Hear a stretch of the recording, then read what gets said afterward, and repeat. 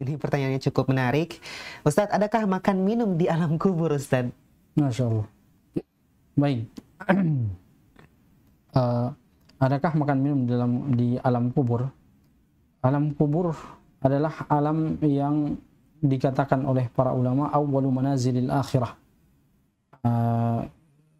Dimensi pertama yang akan kita lalui setelah dunia ini di alam akhirat. Di alam akhirat sangat banyak perpindahan-perpindahan dan perjalanan-perjalanan yang akan kita lalui, dan dimensi pertamanya atau level pertamanya itu adalah alam kubur.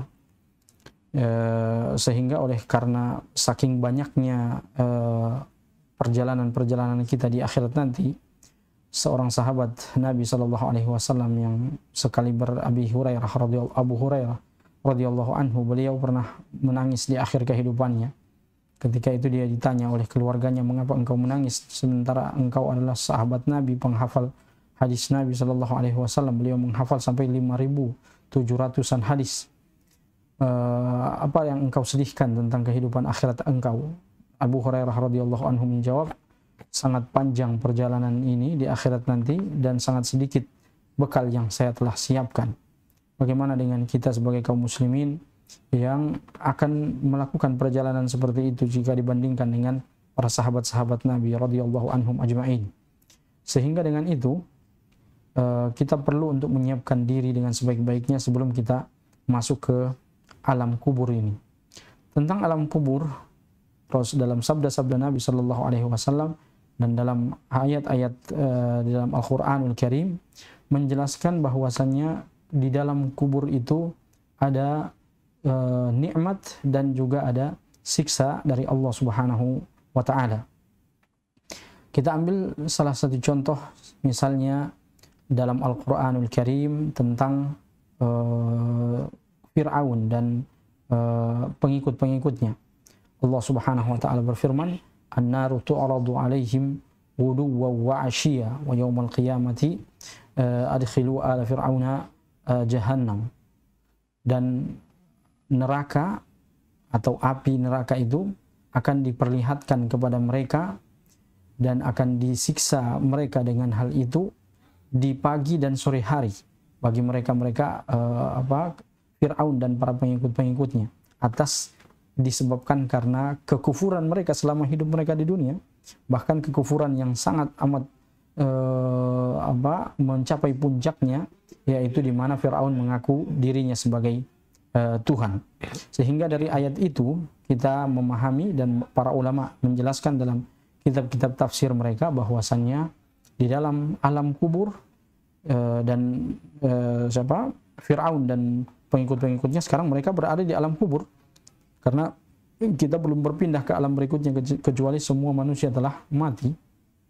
Sekarang mereka masih ada di alam kubur, dan Allah Subhanahu wa Ta'ala mengatakan mereka akan disiksa, mereka akan diperlihatkan tempat mereka di neraka sana di pagi hari dan sore hari, sehingga mereka semakin tertekan, semakin tersiksa disebabkan karena hal tersebut.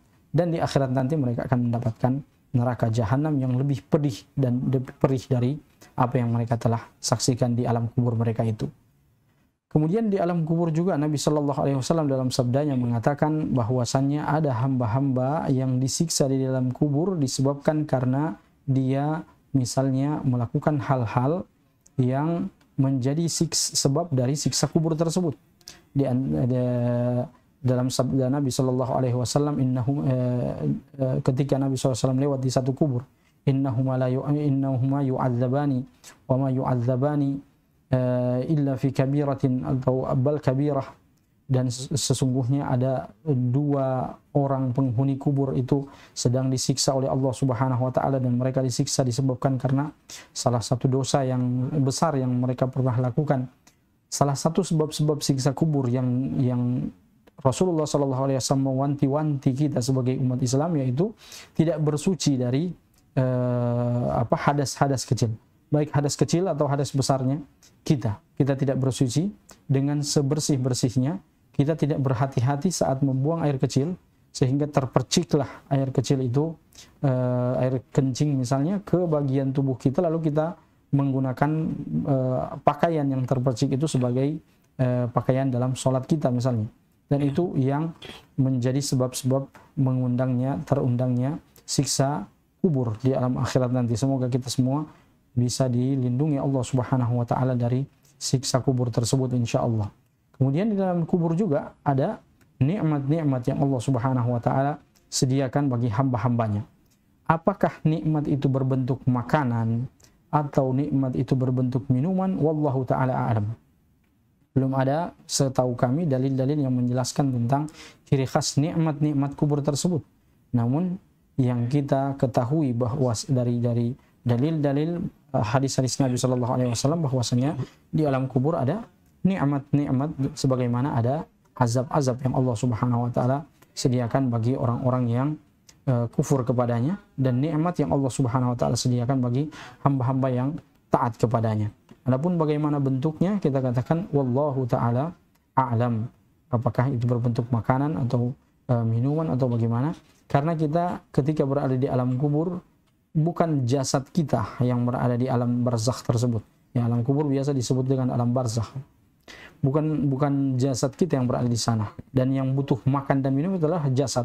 Sementara ruh dia tidak membutuhkan makan dan minum. Dan ketika berada di alam kubur, yang berada di sana adalah ruh kita dan bukan jasad kita yang berada di alam tersebut.